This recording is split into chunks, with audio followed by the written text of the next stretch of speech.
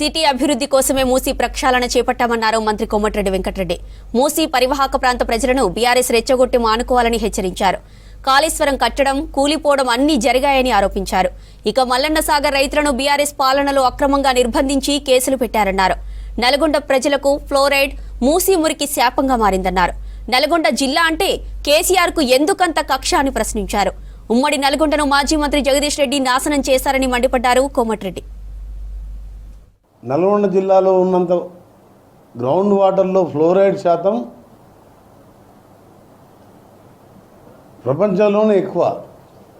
అలాంటి జిల్లాకు మూసి ఒక వచ్చే కాలుష్యం, హైదరాబాద్ నుంచి వచ్చే మూసి కాలుష్యంతో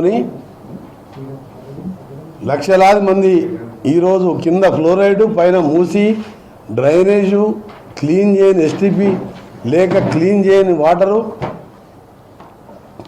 దాంతోపాటు ఇండస్ట్రియల్ వేస్టేజ్, నాచారం, జీడిమెట్ల, హైదరాబాద్లో ఉన్న ఫార్మా ఇండస్ట్రీస్ అన్నీ కూడా వదిలిపెట్టిన వేస్టేజ్ అంతా కూడా మూసీ రూపంలో మా నల్గొండ, ఇక్కడ నల్గొండనే కాదు, నాగోల్ నుంచి మొదలు పెట్టుకుంటే పెద్దంబర్పేట, కుంట్లూరు, పోచంపల్లి నుంచి చౌటుప్పల్, నార్కట్పల్లి, నకరికల్ నుంచి అక్కడ పోయి నేరేడు జల్ దగ్గర కృష్ణా నదిలో కలుస్తుంది.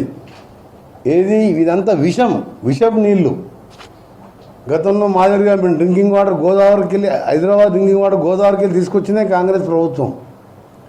ఆ విధంగా మల్లన్న సాగర్కి వెళ్ళి తీసుకొచ్చి ప్యూరిఫైడ్ వాటర్ని, గోదావరి వాటర్ని, స్వచ్ఛమైన వాటర్ని 56 కిలోమీటర్ల వైపున మూసీని బారించి టూరిజం అవుతుంది. ప్లస్ ఈ రోగాలు పోతాయి. మూసి నీళ్ళకు పైప్ లైన్ ద్వారా సపరేట్ చేసేసి రివర్లో కలపడం, కృష్ణా రివర్లో.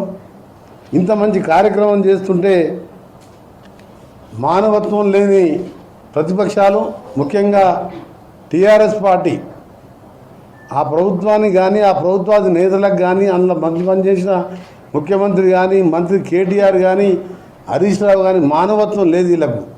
ప్రియాంక వర్గీస్ పిహెచ్డి దీని మీద, మూసీ మీద, నల్గొండ మీద చేసింది. కేసీఆర్ దగ్గర ఓఎస్డీగా ఉండే ఆమె ఇప్పుడు నల్గొండ పరిస్థితి చెప్పింది. రీసెర్చ్ చేసి పంపించింది. మూసీ నదితో పండే పంటల్లో బారా లోహాలు అంటే హెవీ మెటల్స్ కారణంగా తింటే అనారోగ్యం పాలవుతున్నారు. కావాలనుకుంటే మాజీ సీఎం కేసీఆర్కు ఓఎస్డీగా పనిచేసే ప్రియాంక వర్గీస్ని మీరు అడగండి. ఆమె ఒక పిహెచ్డీలో ఆమె ఒక ఆర్టికల్ రాస్తే నాకు ఆమె దగ్గర ఆ పిహెచ్డీ పనిచేసి ఒక అతను పంపించాను. ఉస్మానియా యూనివర్సిటీలో చేసిన పిహెచ్డీ. ఆ డాక్టర్ వెంకటేశ్వర్లు వాళ్ళంతా కలిసి చేసి ఇప్పుడు ఫ్లోరైడ్ శాతం పెరిగింది కేసీఆర్ దరిద్రం వచ్చినాక.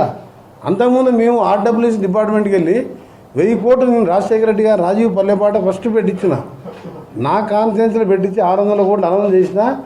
ఆ తర్వాత 600 కోట్లు మళ్ళీ చేసి సింపుల్గా డ్రింకింగ్ వాటర్ ఇచ్చినాం. ఎక్కడ మిషన్ భగీరథ అందరికీ తెలుస్తుంది, మొత్తం తినడానికని 6000 కోట్లు 2 ప్యాకేజ్ చేసి నల్గొండల ఏ ఊర్లో నీళ్ళు వస్తలేవు. కేసీఆర్ నడుద్దా అటు కేసీఆర్ లేడనుకో, ఇక కేటీఆర్ నడుద్దా, నువ్వు పోదాం, ఏ ఊరికైనా పోదాం నల్గొండ జిల్లాలో. మీకు ఫ్లోరైడ్ నీళ్ళు వస్తున్నాయా, మిషన్ భగీరథ నీళ్ళు వస్తున్నాయి అడుగుదాం కేసీఆర్. ప్లస్ మూసీతోనే మీరు బతకగలుగుతుండ్రా?